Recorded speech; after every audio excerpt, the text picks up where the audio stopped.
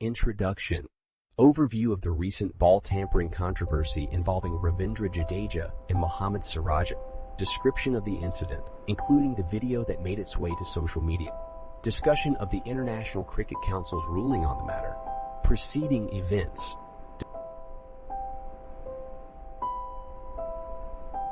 Description of the unusual-looking pitch in Nagpur.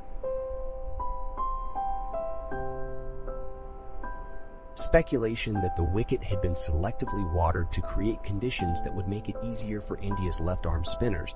Controversy analysis. Explanation of why ball tampering is not allowed in cricket. Discussion of Michael Vaughan and Michael Clarke's opinions on the incident. Criticism of the ICC's decision not to charge Jadeja. Conclusion. Summary of the controversy. Clarification of the ICC's ruling on the matter. Reminder of why ball tampering is not allowed in cricket. The first test match between India and Australia. A video of the incident was circulated on social media, showing Jadeja receiving something from Siraj and then applying it to the ball. This sparked a debate on whether or not ball tampering is allowed within the rules of cricket. The International Cricket Council ICC fined Jadeja for not taking the umpire's consent before applying something to the ball. National Cricket Council (ELC) decided to suspend Ravindra Jadeja for one test match. The EC said that the incident was deemed as a level 3 offense that went against the spirit of the game. Jadeja was also fined 100 of his match fee and given 3 demerit points. This was seen as a strong stance against ball tampering and a warning to players that any attempts to tamper with the ball will be taken seriously. The ruling sent shockwaves throughout the cricket community and has been a major talking point since then. The pitch at the Vidarbha Cricket Association Stadium in Nagpur has been garnering a lot of attention in the cricket community. The pitch has been described as unusual due to its uneven bounce and slow turn. It has been said to be hard to score runs on and has been blamed for the low scoring in the first test match between India and Australia. The pitch has also been said to be very dry and devoid of grass. The unusual nature of the pitch has caused a stir in the cricket community, as it is very rare for a pitch to behave like this in India. There has been much speculation that the wicket at the Vidarbha Cricket Association Stadium in Nagpur had been selectively watered to create conditions that would make it easier for India's left-arm spinners. The Indian spinners had a strong showing during the first test match, taking 20 out of the 30 Australian wicket. It is possible that the wicket was tampered with to make it more conducive to Indian spinners, but until an investigation is conducted, this will remain speculation. In his pre-test press conference ahead of the first test match between India and Australia, Pat Cummins was asked to share his views on the pitch at the Vidarbha Cricket Association Stadium. Cummins said that the focus should be on cricket and not on the pitch and downplayed the concerns about the pitch. He also commented on the importance of the first-day pitch and how the Aussie batsmen will counter the Indian spin attack.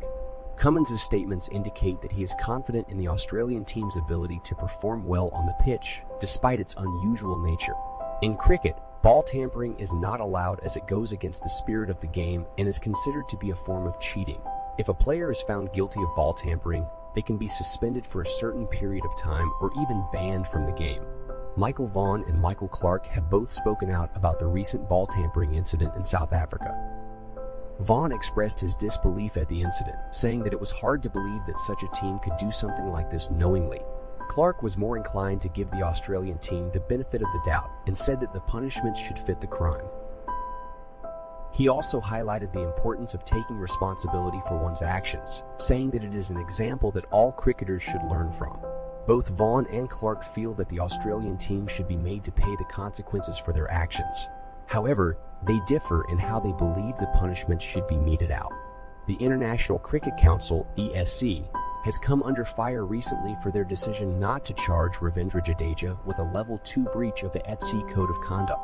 The incident in question occurred during the first test between India and England, when Jadeja allegedly approached James Anderson in a threatening manner as the teams left the field for lunch. The England and Wales Cricket Board, ECB, had alleged that Jadeja's conduct constituted a level 2 offense. But the IC match referee David Boone downgraded the offense to a level 1 breach and fined the Indian all-rounder 50% of his match fee. The decision not to charge Jadeja has been met with criticism from both the BCCI and the public. The BC released a statement on their official website expressing their dissatisfaction with the verdict, claiming that Jadeja was not at fault and that they would reserve their right to appeal the sentence.